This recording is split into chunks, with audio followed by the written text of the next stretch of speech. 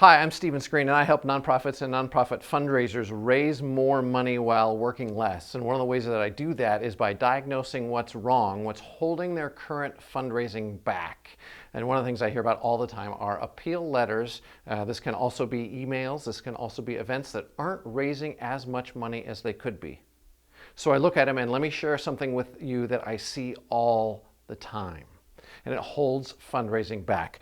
I've got a couple phrases up here that might be familiar to you. This is something we see all the time in appeals. Help us continue to do the work that your organization does, or support this ongoing work. And I'm here to tell you and show you with a red pen, that doesn't work very well. I've tested it. The results are super clear. This approach doesn't work as well as another approach. The reasons why are here. Continue to do the work. That means the work is already ongoing and the donor's help isn't really needed that much today. Another one, support this ongoing work. Oh, well, it sounds like the work is ongoing, so you probably don't need me that much. Here's the big principle. You need to be putting reasons to give now in your appeals, in your e-appeals, in your events. The more reasons to give now you can put in your appeal, the more likely you are going to raise more money. I know that's crazy, but let's take a look. Let's take a look at some reasons to give now. These are super common reasons, but number one is a deadline. This, by the way, is why year-end fundraising works so well. There's a big deadline that everybody knows about. Say you have a matching grant with a deadline. That is another reason to give now. Another really good reason is a shortfall. Your organization isn't making budget or is behind on something. There is a clear reason to give now.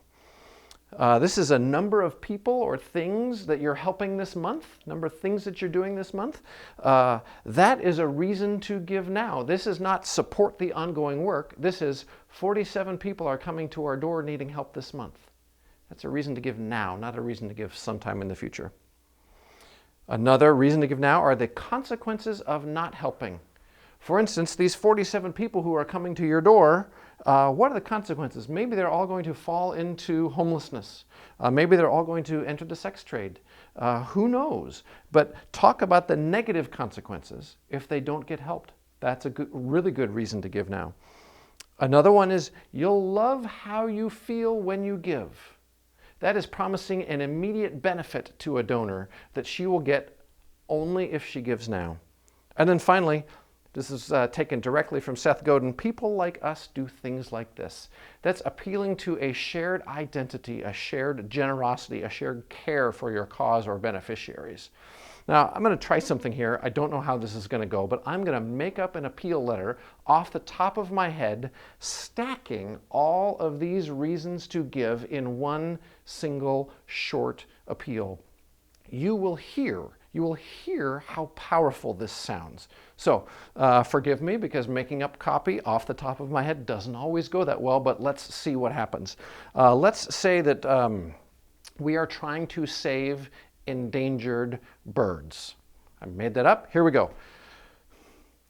Dear donor, I'm hoping that you will send in a gift today by the end of the month. I'm hoping you'll do that because we have matching funds, but only until the end of the month will your gift be doubled. Your doubled gift will really help meet and erase our shortfall because right now we're short on funding, we're not going to make budget, and this shortfall is putting some of our programs at risk. We have 47 endangered birds that we've encountered so far just this month. Each one of these birds needs help, and your gift will help them. Listen, my friend, you know what happens to endangered birds who aren't helped. They are left to die. Many of them will end up in captivity. Bad things happen when these birds aren't helped. And I want to avoid that. I know you do too. And when you help a bird, you're going to love how you feel. You're going to love sending in your gift and knowing that a bird is safer tonight because of you and your help and your generosity. Listen, I know you care about birds. I know I do too. And people like us help birds. We come together. We make the world safer for birds. We help the birds who are hurting. And that is an incredible gift to our wildlife and our planet. Will you please send in a gift today? Your gift is urgently needed. Thank you so much. You can hear, I bet, how powerful that is. All of those reasons to give today compared to what most nonprofits do, which is, hey, we have a lot of programs. They're going really well. Here's a story of someone we helped. Will you support this ongoing work? That way is tested to not work as well as doing this. You don't have to have all of these. You may not have all of these. Put as many of them as you can in your next appeal, e-appeal, or event, and you will raise more money. Okay, by the way, as an aside, I just want to sort of share a behind the scenes thing with you. The reason I picked birds when going through this list is because about 15 minutes ago, Chris Davenport and I saw a bald eagle land about 30 yards that way. Out on the lawn, went out to the bird. It's clearly been in a fight. We called the local animal rescue service. They are on the way. We are going to do what we can to get that bird helped. So that's why it was top of mind. But think about how powerful that was.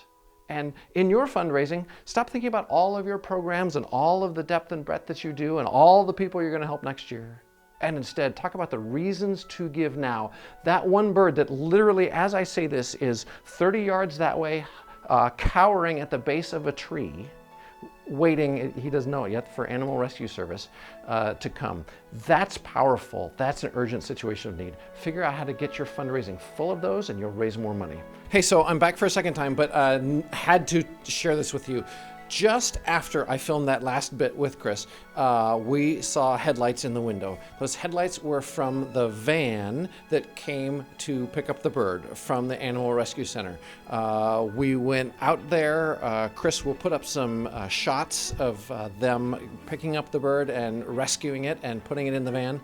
And I'm just here right now because I'm amazed and thankful. Like, you guys, this is the work that we get to do. As fundraisers, this is the work that we get to help make possible. This is the work that you get to help make possible and the work that your organization is doing. And that's incredible. And I'm sort of left with this warm glow of appreciation for the nonprofit community and for fundraisers in particular who make this work possible. So thank you. I hope you're getting joy from your fundraising work. I hope you know the joy your donors are getting as they give to your fundraising. It is a gift to get to do this good work with you. Thank you.